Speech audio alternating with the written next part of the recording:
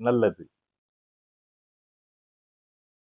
அடுத்து 9வதாக செர்ரி பழம் தூக்கமின்மையை போக்க தூக்கமின்மையை போக்கி இருதயத்தை பாதுகாக்கும். ஏன்னா சில பேர் தூங்காம அப்படியே இருந்தா கூட இருதயம் வந்து ப்ராப்ளம் ஆவறதுக்கு வாய்ப்பு உண்டு. அதனால செர்ரி பழம் தூக்கமின்மையை போக்கி இருதயத்தை பாதுகாக்கும்.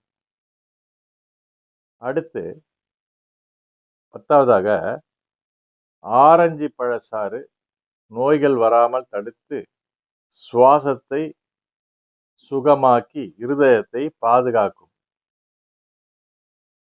அடுத்து பார்த்தீங்கன்னா, காளான்களை சமையலில் சாப்பிட்டு வந்தால் கொடிய பாக்டீரியாக்களை கொன்று இரத்த அழுத்தத்தை குறைத்து இருதயத்தை காக்கும். அதே நேரத்துல மக்களே இந்த காளான் வகைகளும் வந்து கரெக்டான இடத்துல சரியான இடத்துல வாங்கி சாப்பிடுங்க. ஏன்னா சில காளான்கள்லாம் வந்து விஷத்தன்மை உள்ளது. அதனால எல்லாமே சில பேருக்கு காளான்னா காளான் எல்லாமே காளான் நினைச்சிருவாங்க. அதனால பார்த்து காளான் தானா அது சாப்பிடக்கூடிய காளான் தானான்னு பார்த்து அதை வாங்கி அதை சமைச்சு சாப்பிடுங்க. இருதயத்துக்கு ரொம்ப நல்லதுன்னு சொல்றாங்க.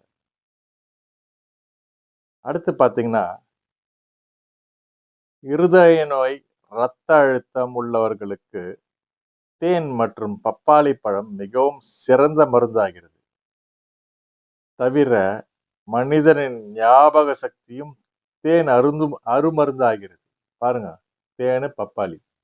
இதுல தேன் வந்து பாத்தீங்கன்னா ஞாபக மறதிலாம் இல்லாம இருக்கிறதுக்கு தேன் ரொம்ப முக்கியம். இருதயத்துக்கும் ரொம்ப நல்லது. அதனால மக்களே அந்த தேன், ஹனி நீங்க எங்க வாங்குறீங்கன்றது தான் வந்து ரொம்ப முக்கியம். சரிங்களா? மீண்டும் ஒரு முறை இதை சொல்லிக்க விரும்புறேன். 13வதாக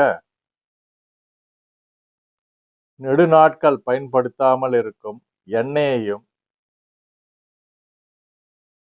குளிரினால் கட்டியாகும் எண்ணெயையும் இருதய நோயாளிகள் பயன்படுத்தக் கூடாது.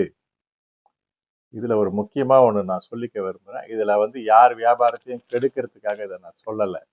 இருந்தாலும் கேட்டுக்கங்க. முதலாவதாக நான் என்ன சொல்ல வரேன்னா, இந்த எண்ணெய் வீட்டுல நீங்க வந்து வடை சுடுறீங்க. சரிங்களா? பொங்கலுக்கோ, தீபாவளிக்கோ எப்போ ஒரு நல்ல ஒரு விசேஷத்துக்கு வடை வந்து நல்லா சுடுறீங்க. இல்ல ஏதோ ஒண்ண வந்து சுடுறீங்க, பொரிக்கிறீங்க, இல்ல ஏதாவது பண்றீங்க.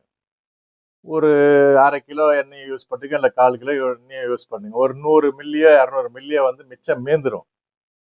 மீந்துடுச்சுன்னா ஒண்ணும் பண்ண வேணாம். உடனே வந்து வேற ஒண்ணுத்த சமையல் பண்ணிடுங்க உடனே. பண்ணிட்டீங்கன்னா கரெக்ட். நீங்க இத மறுநாள் நீங்க உபயோகித்தா கூட அது வந்து விஷமா மாறிடும். இத நீங்க வந்து செக் பண்ணி பார்த்துக்குங்க.